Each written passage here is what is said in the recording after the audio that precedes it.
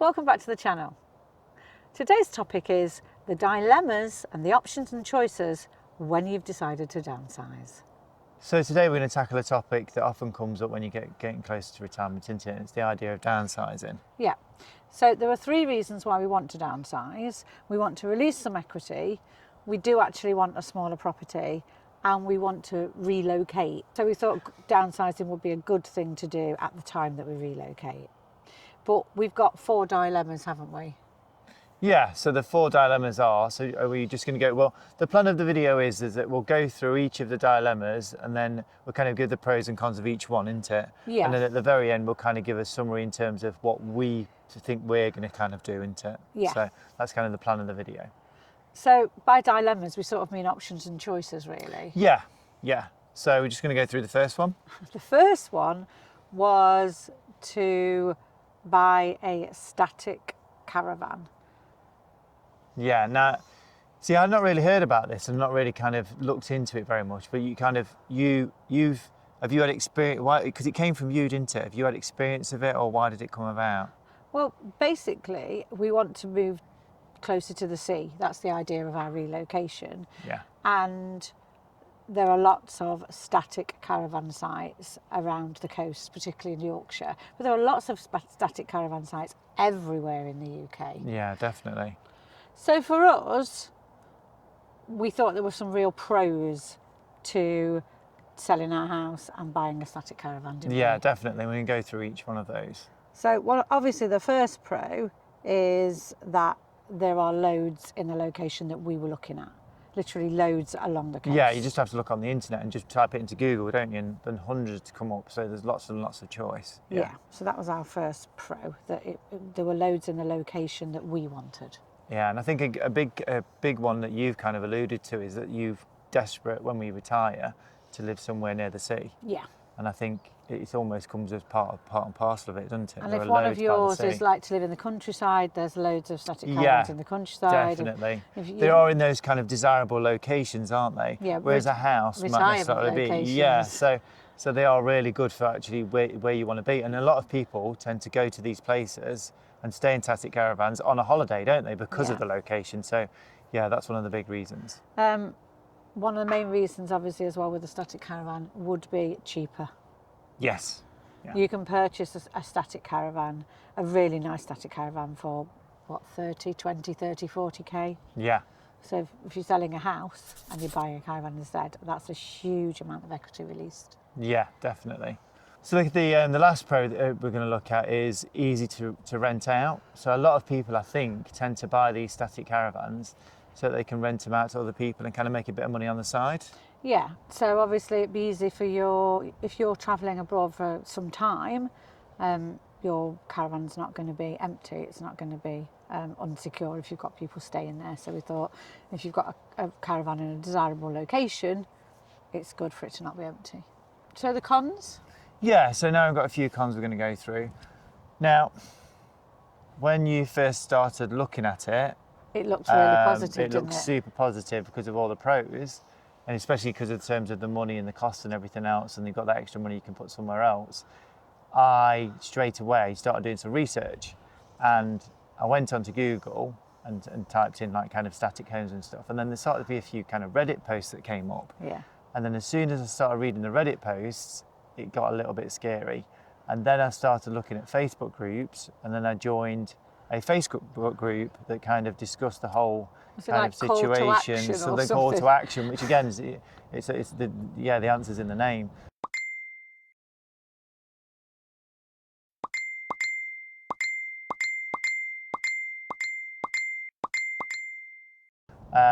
So the biggest worry for us is the lack of legislation. Yeah. There's nothing really in place that protects you when you are with these static homes. Yeah. And ironically, since we started doing this, there was a kind of Horizon Panorama documentary, wasn't there? Basically talking about horrendous kind of situations people have been put in, because one minute they're told, yeah, your rent's free, well, your pitch site fee is free for the first year, and then the next year it's £6,000 for the year, which again is great, but then the following year it was £12,000. Yeah. On Panorama, we investigate the mobile home swindle. I think it's fraud. I absolutely think it's fraud. People sold homes where they're not allowed to live. If you're told by the owner that you can live here, it's wrong. And left facing the threat of eviction. It's like living on an open prison. If you don't do as you're told, he gives you threats of eviction. We reveal how some buyers are falsely promised they can live on site full time. I'm looking for somewhere permanent, somewhere I can stay in, live in all year round. Yes, they do. They all do. Yeah, they all live here. Yeah. And then there's all these things about people trying to buy them at 30,000, then being offered 8,000, and then people being sold them for 15,000 and then selling them, and then somebody putting them on for 80,000. So the fact that there's nothing really in place to protect you. You are sold a dream, Yeah. and in reality, a lot of people got a nightmare. Yeah. But you just have to watch the Panorama programme to see that you are literally at the hands of Yeah, you are. charlatans. Yeah. The next con. It can be really cold in the winter. I said loads of people said that if you are here in the winter, which we're not planning to be particularly, but even with your heating on full, the insulation and things is not great. Yeah, and they were saying they're getting through quite a few gas canisters, so you've got that kind of inconvenience. If you've got to be quite prepared, you've got to be quite on the ball, haven't you? Yeah. And you basically that kind of, we're so used to gas and electricity just coming straight into our house. With the fact that you've got the static caravan, there are kind of certain limitations to it, aren't there? Yeah. And like I say, they're not necessarily, even the really plush ones are still not the same as living in a home. Yeah. You know, they can be quite cold. You're tied into one place like you would be with any home. Yeah. And sort of the final one, lack of privacy. So a lot of people said that obviously they've got tiny little gardens with the little verandas and things on. You can hear, they're not ever so soundproof. So, you know, neighbours are probably quite, you're not private from your neighbours basically, are you? No, that's a big one. Yeah. So option number 2 was to buy our own smaller home. Yeah, definitely. In the new location, obviously. So what were the pros for that? So the first pro was kind of make it what you want. It can suit your needs, it can suit your style. Our new lifestyle, we can put our stamp on it, can't we? Yeah, definitely. If we buy our own home, compared to any of the other options, we can really make it like we did our home. Yeah, and we have got big plans for that as well, haven't we? So we definitely want to make it kind of, we've learnt from other people's homes as well, haven't we? Yeah. And how we can make it exactly what we want it. So that's quite a big pro for us, isn't it? Yeah, really big pro. Pro number 2? So we can choose the best location. So as it's part of our relocation, if we're buying it, we can make sure we just spend the time and buy it in exactly where we want to buy it. Yeah, absolutely. So by the sea, in the village, in the town, near the gym, whatever we want really. Yeah, that's good. Yeah. Number 3 is we can rent it out. So we can pretty much use that as a little bit of extra cash, a bit of extra money. And not only that, it can be there for friends and family as well. Yeah, we've even thought about we could sort of do an Airbnb type situation. If we just sort of kept one room locked with all our stuff in it. If we're going to be in Portugal for 2-3 months of the year and we're in quite a desirable seaside-ish town, we could do Airbnb, couldn't we? Yeah, definitely. That's and I another think good that's one. probably one of the only options that you really could do Airbnb with. Yeah. Number 4? You going to do number 4? Yeah. Go on then. It harps back to some of the others, the financial security of being in the market. If straight away we buy our own home, we have still got our foot in the property market. We're not going to get outpriced. We're not going to price ourselves out the market. It's just the financial security, isn't it? And the psychological and emotional security of having your own home is a massive plus, isn't it? Yeah, definitely. And what about the final one? So we can invest the equity from downsizing. Yeah, so we'll have like the 100,000-ish whatever to invest, won't we? But we'll still be secure in the property market. Yeah, excellent. It's another quite a big one as well. A really big one, yeah. That's all the pros. Yeah. And the cons? Yeah, so now, like you say, we're going to talk about the cons. The cons of buying a smaller home? Well, first of all, it's a really big investment of cash straight away from selling your house to buying another home. Yeah, depending on the equity you've got. Yeah. Yeah, it's a big chunk of that money gone, isn't it? Yeah, you're not, if you're buying your home, you're not putting it in the stock market, are you? Yeah. You're not investing it.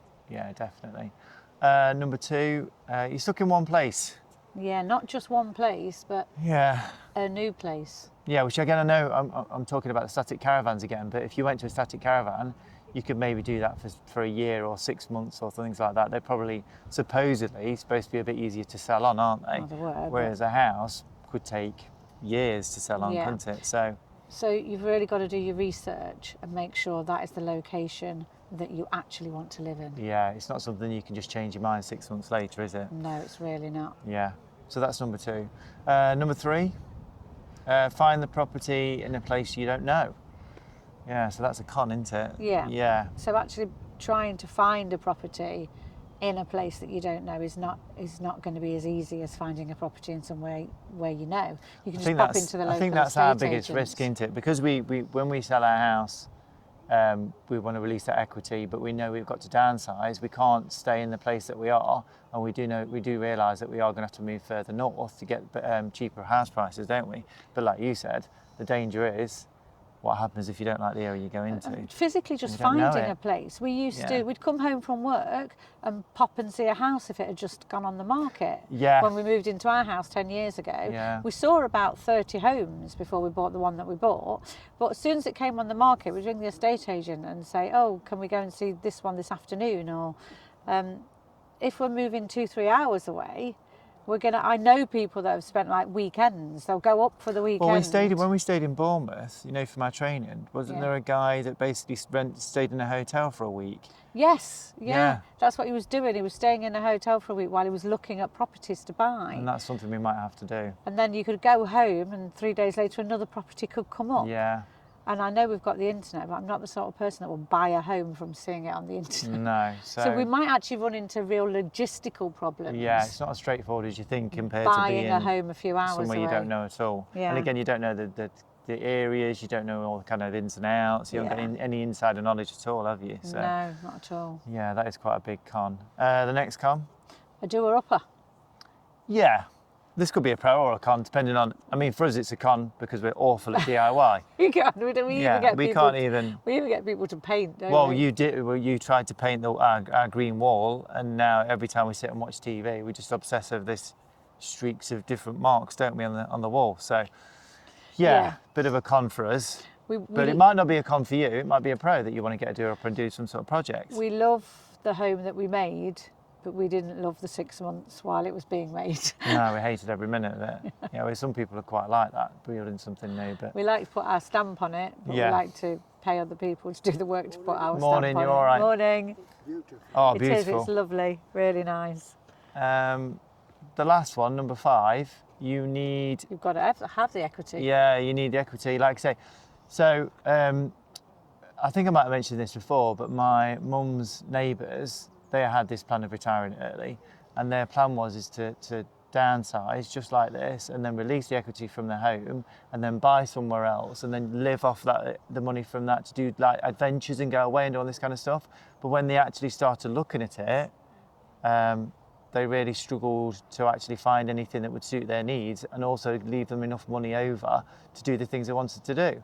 So Yeah. you've got to be very careful. We're quite fortunate that we haven't got a mortgage, so we have got all of that equity that we can use Yeah. to live off and also to use to buy a nice house. So yeah, emotionally you've got to think about, is it going to work, what you downsize to? If you're used to a particular type of house, Yeah. that could be a bit of an issue. Which is why the next option could be a better option and could be sort of quite a pro. So what was the next option? So the next option is renting. So this has been one of our big ones, hasn't it? So rather than buying a smaller home Yeah. in a new location, would it make more sense to rent the type of home we will eventually buy in the location that we will eventually buy in? Yeah. So, pros. So number 1, no initial large investment. Yeah. So again, that frees up that money. We can use it for other things. We can keep it in the stock market. We can make a bit of a return on it. So you've not made that big initial outlay of money. Yeah. And you can test out, so number 2 is you can test out 2 things. One, you can test out the location because you're just renting. So if after a 6-12 month lease you don't like the area, you can go and try out rent somewhere else. If after 6 months, 12 months, you realise you don't like the size of the house that you're in, you can go, or you're in a flat, or wherever you are, you don't like being in a terrace, you don't like whatever it is, you can go and rent another one. So it's a perfect trial for a change in lifestyle. Yeah, definitely. Yeah. Yeah. So number 3, again, it kind of links to that type of thing. You're not tied in. Yeah. So you could maybe do a 6-month lease, or you could do a 12-month rental, or... Because we talked about you could sell the static home, but you might lose thousands. You could sell your home, the house that you bought, but that could take years. With rental, you tied in what, 12 months max? Yeah. So even if it's not the best situation in the world, you can kind of like it and lump it and get on with it, and then move on to the next thing. Which definitely moves on to number 4. So therefore, you can take a risk. If there's an area that you think, I might like it, I might not. If there's a house that you think, I might be okay coping with a downstairs bathroom in one of these traditional terrace, I might not, you can take the risk with a rental. I think that's a real big pro for renting. Yeah, you can take a risk. That is huge. Yeah. You can try. It's a perfect trial, isn't it? Yeah, definitely. It really is. So that kind of leads us into the last one. So you still have a home. So very different to the static idea. You've still got a home, you've still got all the benefits, the pros of having a home. You've got 4 walls, you've got the insulation, you've got the gas and electricity. You've got the security of having your own home. You've got it pretty much home. the same as having a home, but you're renting. So that's quite a big pro as well. Yeah, definitely. So there are 5 good pros for renting. So the cons, the first con, number 1, well, I think the biggest con with renting is the cost. Yeah. We had a little look at renting a 2-bed. I think it was in Beverley. It was somewhere in Yorkshire. It was £1,000 a month. Yeah. It's a lot of money. Yeah, and I think again, it goes against how we feel, doesn't it?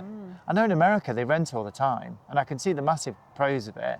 But I think in the UK we're very anti-renting, aren't we? Well, it's like we're wasting money. We've not had a mortgage for 8 years, 7 years, a long time. We've not had a mortgage for a long time, so then to be paying £1,000 for rent and not getting anything in return for it. Oh, you're getting your home. You're getting a home, but but it's just it's difficult, isn't it? So that's a difficult one for us, the costs. So number 2 might be harder with a dog. Yeah, legislation. We don't know if that's changed. I mean, legislation has changed in the last few years, hasn't it? Yeah. But even so, if people don't want a dog, they'd work a way around it. Yeah, so that kind of maybe put us off a little bit. Yeah. Number 3? Number 3 is quite a big one. If the housing market changes, you could put yourself in a difficult situation. So, for example, if you're renting, huge, actually, if you're renting for 12 months, and all of a sudden the housing market has a 20, 30, 40% surge, then you're outpricing yourself. You're pricing yourself out of the market. Yeah. I may have mentioned this on a previous video, and this is an actual true life anecdote. I think it was the 80s, around 88. Somebody I worked with sold a really nice 3-bed semi, and him and his wife were saving to buy a nice 4-bed detached. And they moved in with their mother-in-law, took themselves out of the market a while to make these savings. And then it must have been within a couple of weeks, months, really, really short time, the housing market changed dramatically. And the poor guy ended up moving into a 2-bed terrace and paid more than he had for his 3-bed semi, because the market just changed. And overnight, houses were selling within literally days, within hours, and it took him such a long time to even find a house.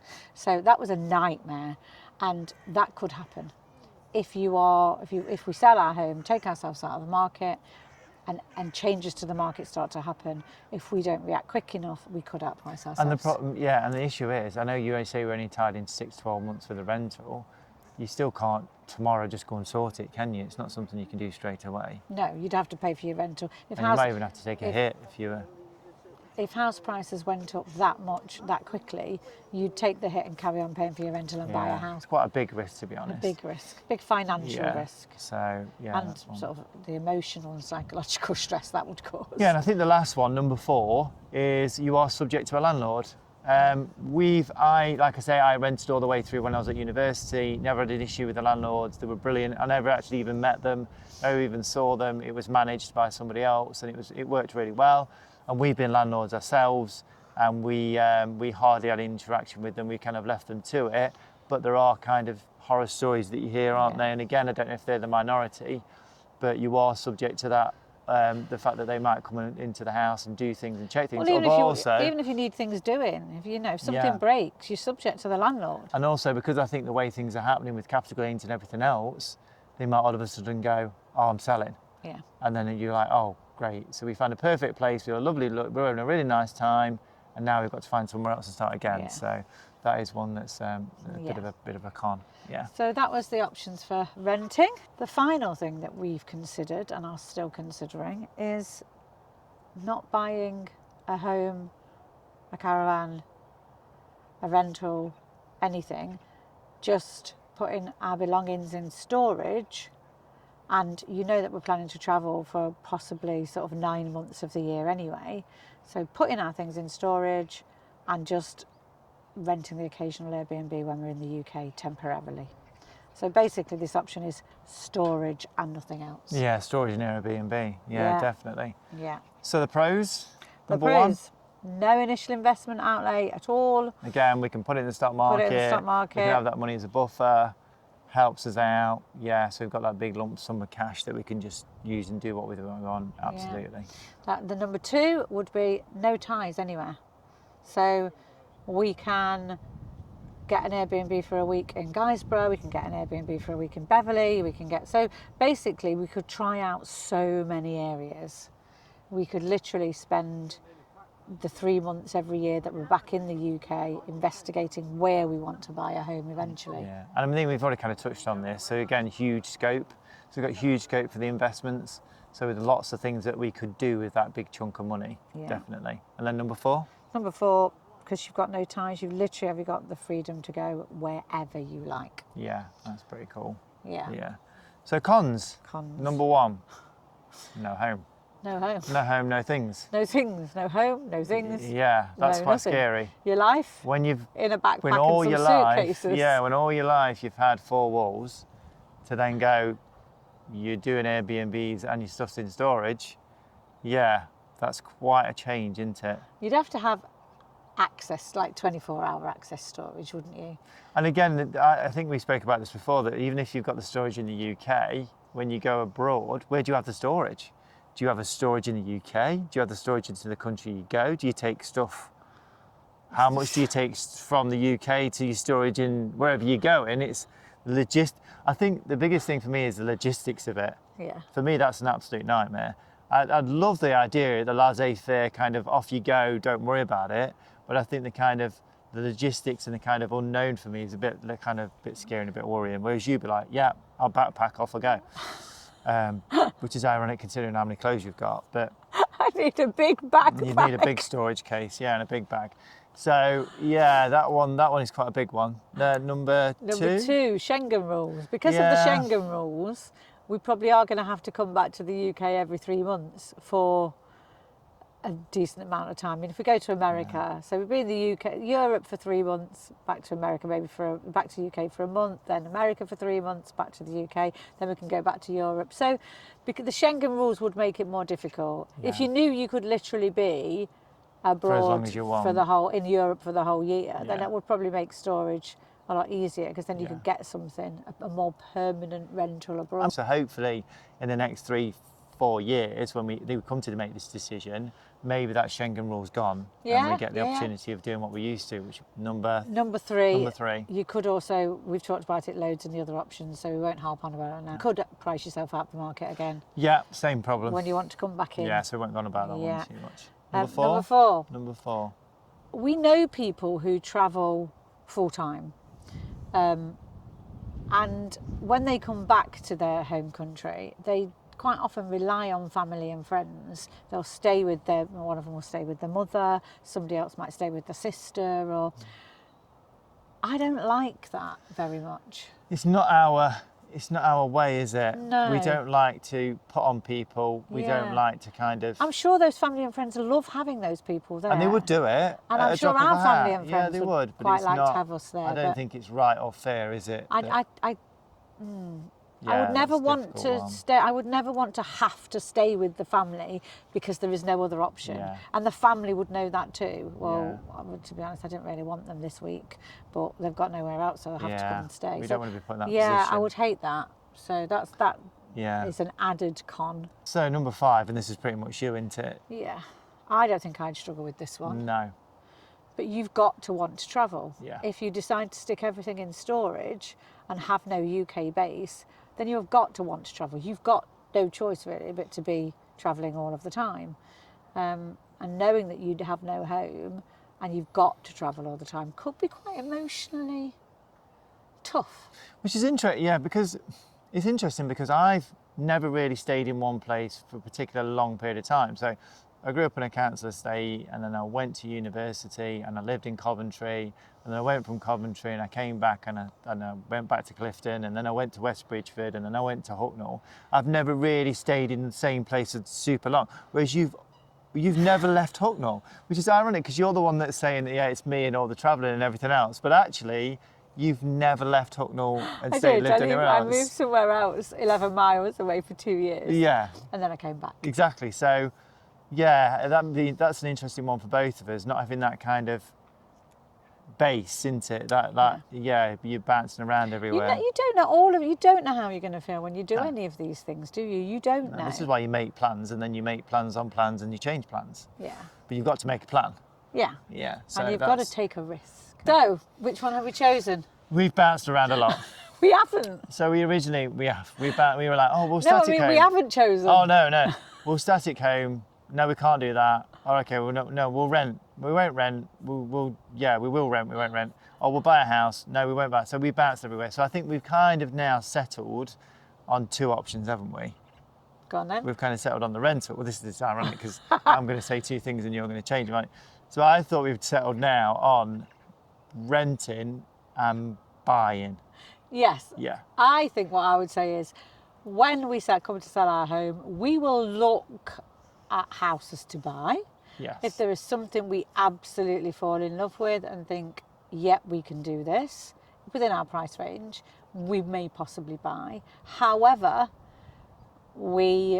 if that doesn't happen, we will be perfectly happy to rent. Yeah. I think ironically, since we've done this video, and this is kind of the whole point of doing these videos, and we've just had this discussion, it's just why you should have these discussions openly with whoever you're with, even from just doing this now.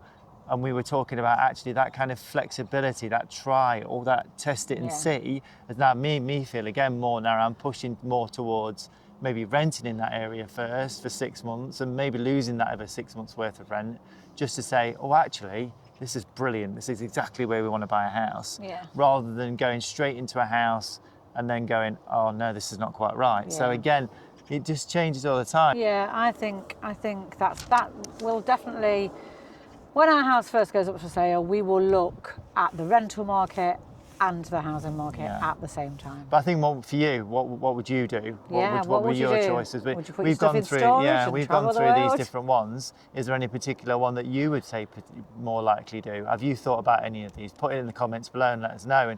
And again, we love getting feedback. So if there's anything that we've missed, because we've only done so many pros and cons for each one, because we could have done it forever, couldn't we? So we've done One thing that we didn't discuss, and that's because that is one thing that we are certain of, we aren't going to stay put. No. We aren't going to continue to live in our 3-bedroomed detached house in North Notts No. when both of us are retired. Yeah. As much as we love Yes. where we our are, little we love our corner. home, we love our close, we love all of that, it's not needed in the life that we are going to make for ourselves. No, and it ties up too much money as well, doesn't it? And it Yeah. wouldn't enable me to retire early and you to do what you want to do and what we want to do. So definitely that's something that we didn't But consider. maybe- But a lot of people probably say that, well, why not Maybe just you stay in the just house don't you've want to got? downsize. So Yeah. a lot of people really don't want to downsize. No, it's a big decision. But yeah, that's it, isn't it? Yeah. Brill. So yeah, leave some comments below and tell us what you might do. Yeah. And retirement dreams to reality. Thank you for watching. Right, are we doing a pose? Yeah, we can do. Do it now then. How are we doing a pose? What are we going to pose? Maybe that's just a Get smile. closer. Yeah, get closer and smile. We'll do this. Yeah, do that. All right, like you do yours and I'll do mine. I'm like thinking and then you were like thinking like that. I'll just do that. And do it the other way around.